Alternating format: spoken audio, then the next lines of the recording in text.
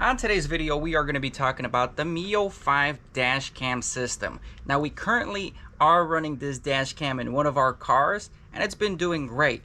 But when Miofive reached out to me, said that they have a new product, the S1 Ultra, I said, hey, send it my way. Let's go check it out. So let's go ahead and dive right into this new product.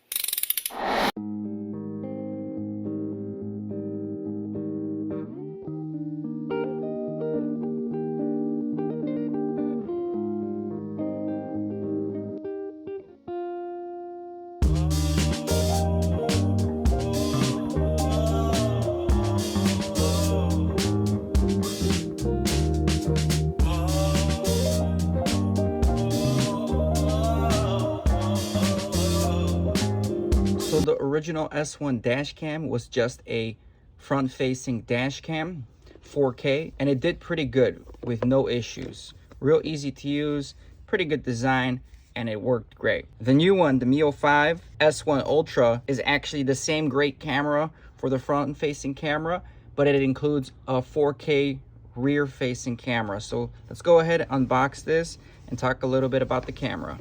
The camera features 4K both front and rear, Wi-Fi so you can connect it to your phone with Bluetooth. It has GPS, it has an IPS screen 3-inch, and it uses AI for certain features that this camera has. Miofive was also nice enough to send us out a bigger memory card. This one is a 128 gigabyte memory card compared to the 64 gigabyte camera that comes with the S1 Ultra. Recording 4K, you definitely need a bigger memory card here so you can keep the footage longer on your device.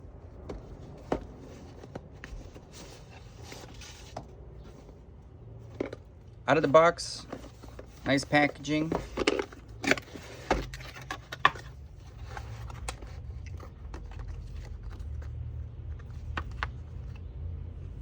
So right over here, you can actually see recording 4K with the 64 gigabyte memory card. It's going to record up to 4.5 hours.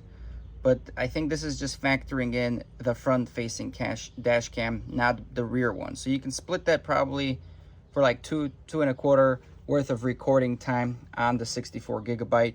They are expandable up to 512 gigabyte memory cards. So if you want to keep your data on the dash cam for a very long time, or look back for specific times you were driving, see if anything happened, you can definitely get the bigger one. Again, we settled for a 128 because 9 hours is more than enough, even if you split that in half.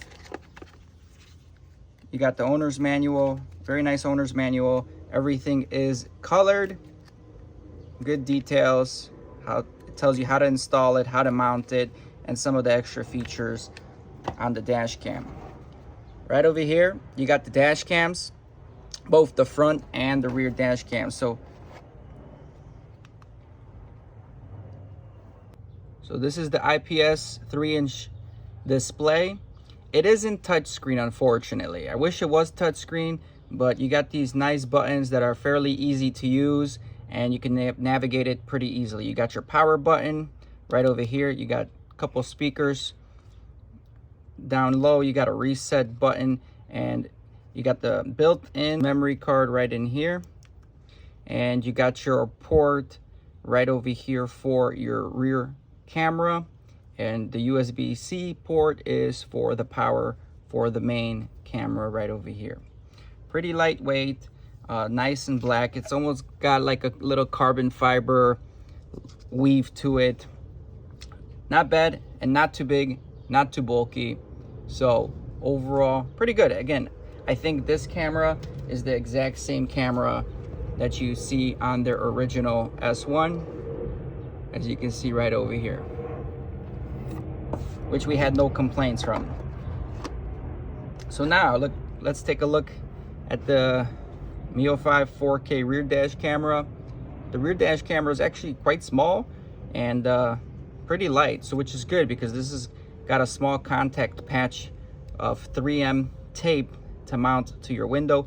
This is adjustable, as you can see, so you can get that perfect angle that you want, with the power source being on the side right over here.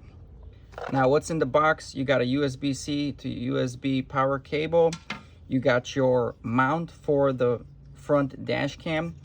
The cool thing about this one is that it oscillates in many ways. You can adjust it quite a bit, so not bad. Again, double-sided tape, which the good thing is with the double-sided tape, they actually give you extra double-sided tape in the case you have to remount it or it goes bad.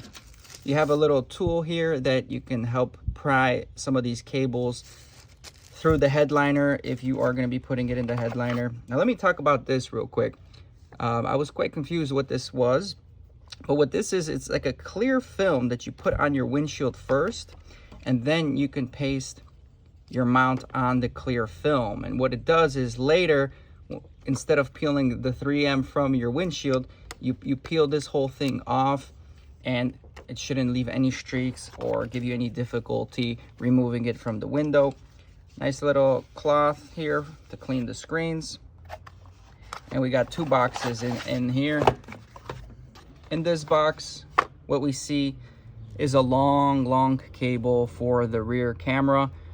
It features a 90-degree elbow right here and a straight elbow on the other side.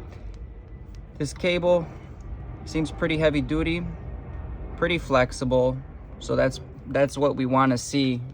It's going to help route these cables a lot easier. And finally, in this box, what we have over here is the 12-volt charger. Again, it's got that carbon fiber theme going across it, USB, and then this is the power cable to the camera. Again, USB connected to USB-C. And this cable actually is, I prefer this cable compared to the cable in the rear.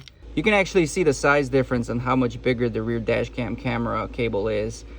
So that's going to be a little bit harder to route. So right over here is everything included in the package. This is everything you get for the price you pay. All right, let's go ahead and turn the camera on. I have it powered up to a USB. As soon as you give it power on, it starts recording. I'm just going to run through some of the options. You can currently see that it is recording 4K, and then it got Wi-Fi on, Bluetooth on, microphone on, GPS on, 4K on, but there's a few features that are disabled. And you can also see your miles per hour, time, date, and location. So let's just go ahead and run through some of the options here. You can also connect your phone to this device. So there is an app that you can connect your phone to, and you can actually pull up the videos on your phone, and you could download them on your phone for those times you're in an accident and need the video footage to be sent somewhere. But let's go ahead and just go on record settings. EMER video sensitivity is set to medium. Essentially what this means, if it senses that you did a hard stop, or if there was a bump that it kind of sensed, it will trigger the emergency footage recording, and that video footage is gonna get locked and stored, and it's gonna be protected so you cannot delete it. I'm actually going to disable it on my end. Then there is a parking guard sensitivity, which is disabled.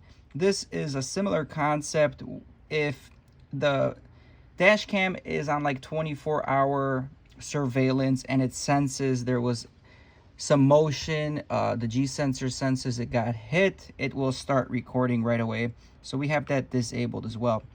Going into resolution, right now I only have the front camera connected, so it is recording at the maximum frame rate, 4K, 30 frames per second. You can also do 1080p at 30, so we're gonna leave it there.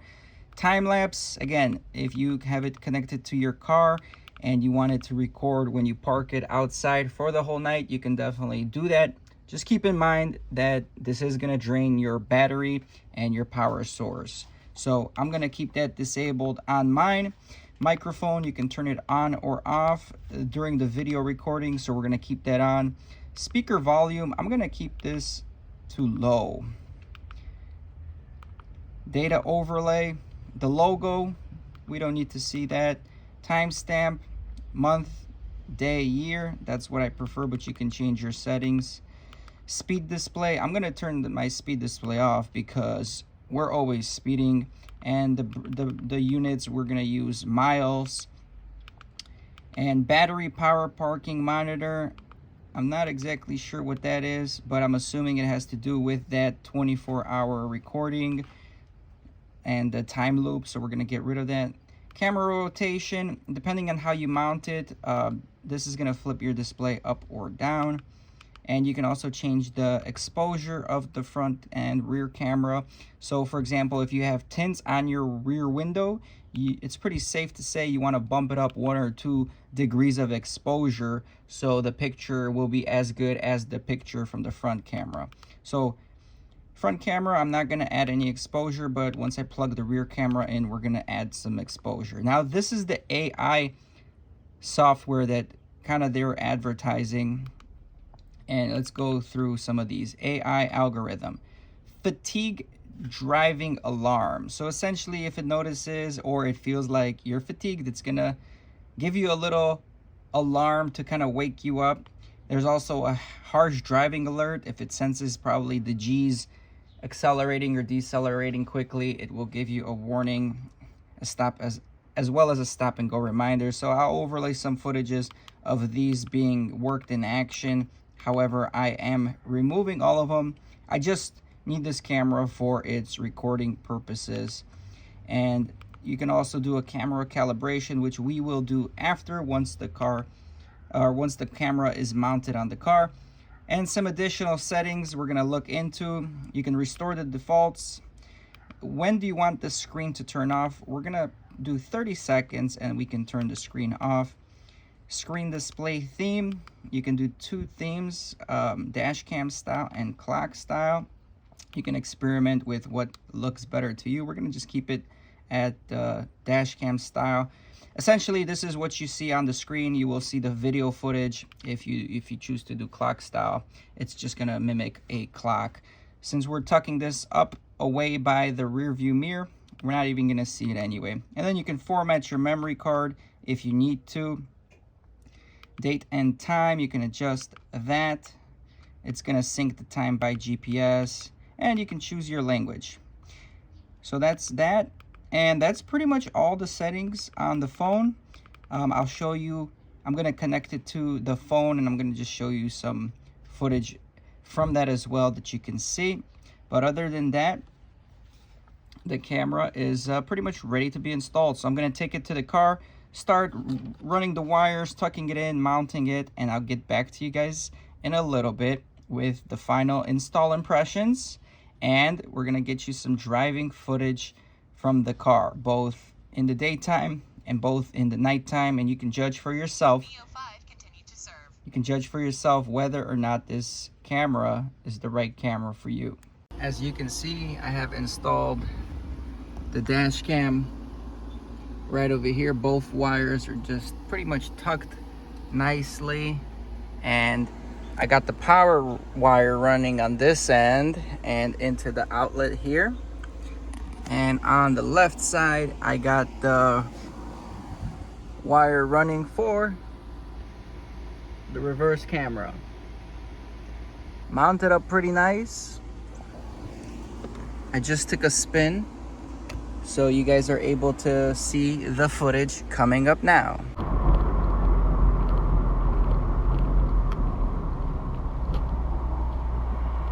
So here we are, nice sunny day. I'm checking the audio of the front facing camera right now, and are you guys able to see that license plate right in front of me? R952194 as he's approaching further away from me. It is very sunny and very reflective right now. Not sure if those are the most ideal, but we are filming on the best settings, 4K 30 frames per second at the highest setting, both from the front and the rear camera. Now I am expecting a lot of glare from the rear camera since it's at a weird angle in the back of the window, so that's pretty common. And I have the windows open, so it is windy. Curious how you hear me.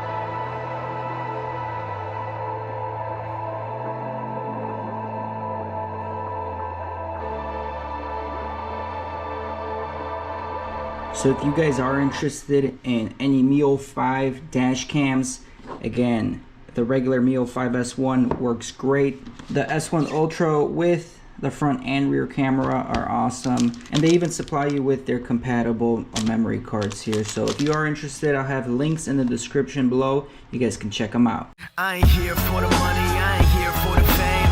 Though it might be nice to own a jet plane, I'ma do it all for you. Come along and see it's true, but the world